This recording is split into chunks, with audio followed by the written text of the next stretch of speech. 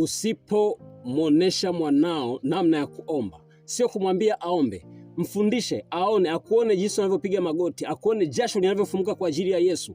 Usipomfundisha jinsi ya kuomba, ipo siku utakuwa hauna nguvu, na hakuna mtu ambaye anaweza kukupeleka hospitalini zaidi ya mwanao.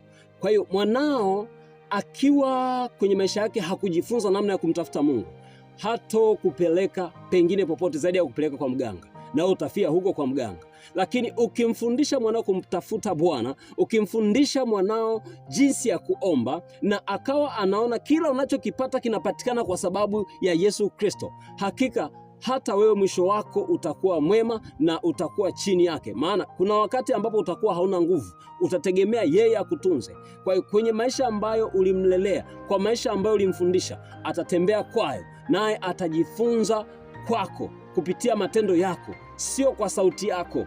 Akiona muda wote unashinda kwenye simu, unachezea game, na yeye maisha yako yakiwa hayo, ipo siku utakuwa unaugua, na yeye atakuwa busy na kucheza game ili apate faraja. Lakini mfundishe mwanao kuomba, mfundishe kusema na Bwana, mfundishe kusikia sauti ya Mungu, mfundishe Yesu ni nani, mueleze kuwa Yesu ni Bwana na Mwokozi wa maisha yetu. Hakuna jina lingine ambalo wanadamu tulipewa tupasalo kuokolewa kwa zaidi ya jina la Yesu Kristo. Bwana akubariki sana.